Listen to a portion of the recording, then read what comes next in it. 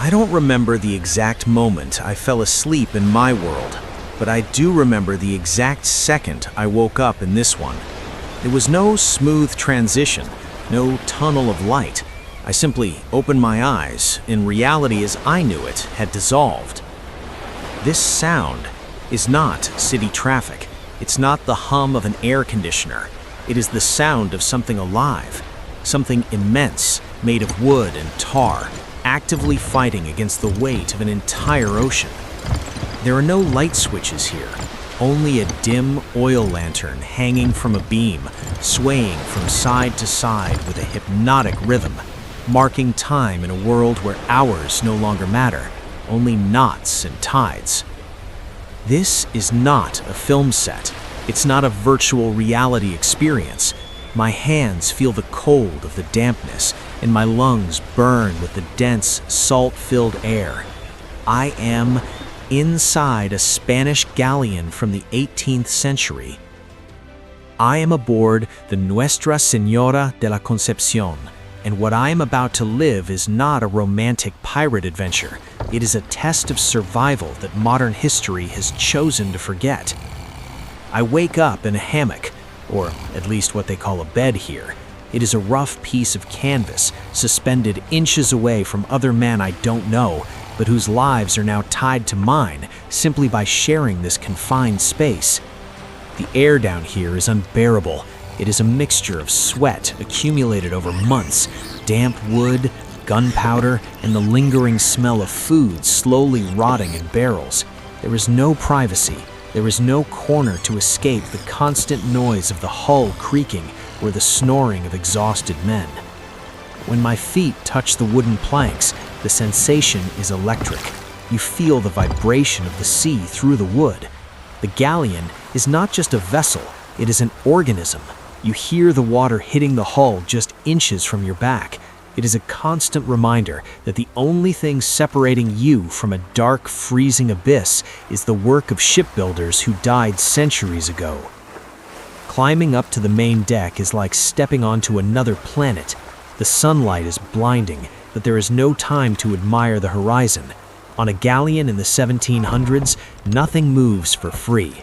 Every inch of progress across the map depends on the brute strength of human arms. I am ordered to join a line of sailors. We are told to secure a mainsail. I look at my hands before grabbing the rope.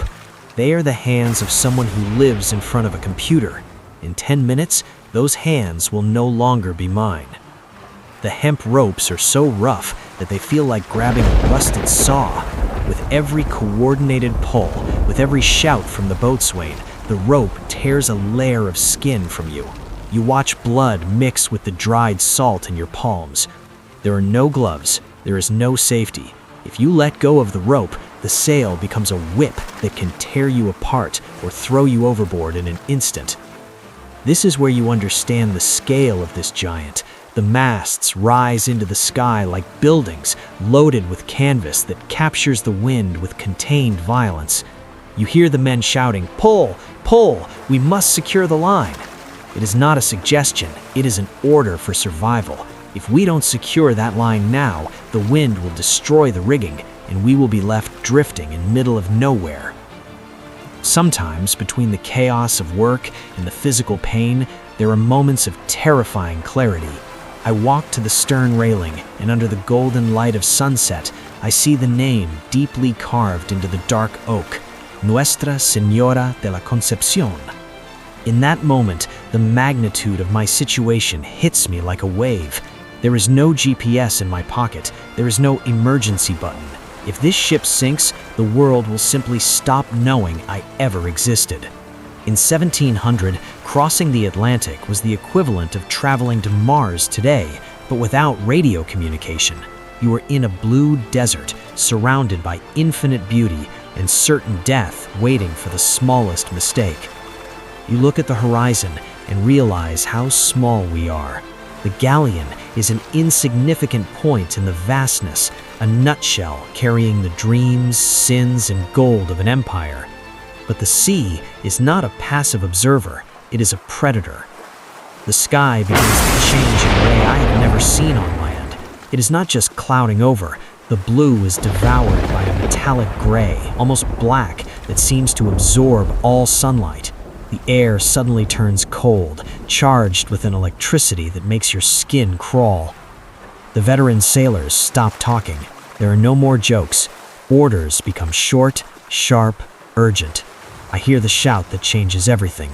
Hold on tight, a big one is coming. Secure everything. This is not a warning to put on a raincoat. It is a declaration of war. The ocean has decided that today it does not want us here. And then it happens. Hell breaks loose. A storm in the 18th century is a sensory experience that cannot be described, only felt. The galleon, which once felt like a giant, now feels like a wooden toy in the hands of an enraged child. The waves are not waves, they are walls of water 10 meters high, crashing onto the deck with the weight of a ton. The ship tilts so much that the railings touch the water. You grab onto anything, a rope, a wooden post, the arm of another man. You hear the chaos of the crew fighting not to die. Hold the line steady, another wave coming, brace yourselves. Water floods the main deck, dragging barrels, tools, and men who are not fast enough. Lightning cuts through the darkness, revealing for microseconds the magnitude of the abyss surrounding us. You see sails tearing like paper. You see the desperation in the eyes of men who have spent their entire lives at sea and who now know they are facing something greater. I go down below deck looking for shelter, but what I find is worse. Water is coming in from everywhere. The men who were in their hammocks are now on the floor, struggling to secure the cargo. But the real danger are the cannons. Those 2-ton iron beasts are tied down with ropes, but with every violent movement of the ship, the ropes stretch to their limit. If one cannon breaks free, it becomes an unstoppable projectile that will tear through the hull from side to side, sinking us in seconds.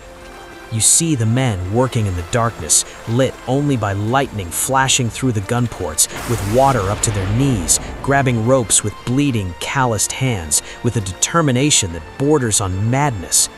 "Hold tight," they shout as the iron screeches against the wood. It is in this moment, in the deafening roar of the storm, in the smell of fear, that you understand the true meaning of resilience. There is no escape. There is only holding on for one more second, and then another. And then, as quickly as it came, the fury fades. The wind turns to a whisper. The ship stops fighting and begins to glide once again over a dark mirror. I step onto the deck, soaked, shivering, my muscles screaming in pain. But when I look up, the breath leaves my lungs. Without the light pollution of our century, the night sky is indescribable. The Milky Way stretches above the masts of the Nuestra Señora de la Concepción like a scar of pure light. There are so many stars that the sky seems to glow on its own. It's a religious kind of peace. It is the reward for surviving. In this moment, under this infinite sky, I understand why these men did this. Despite the hunger, the scurvy, the storms, and the fear, the sea offers a connection to the universe that nothing on land can match. I have spent days living in this reality. I have felt the weight of history in my hands, and I realize that we often make the mistake of seeing people from the past as characters in a book or wax figures in a museum. But they were not. They were human. They felt the same fear that I do, the same cold, the same desire to return home. They were not legends. They were flesh and blood, men and women who faced a world that today would seem impossible to conquer. Living on a galleon in 1700 has taught me that our modern comfort is a very thin veil. We have forgotten what it means to depend entirely on nature, on the wind, and on the strength of our own arms. I feel time pulling me again, that fading sensation, as if the wood of the galleon is turning into smoke. The Nuestra Señora de la Concepción continues its course towards a horizon I will never see. I hear the last echoes of the crew's orders fading into the wind.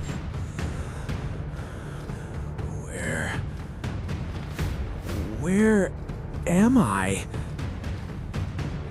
This This isn't where I was. What is this place? Where am I now? This doesn't feel real.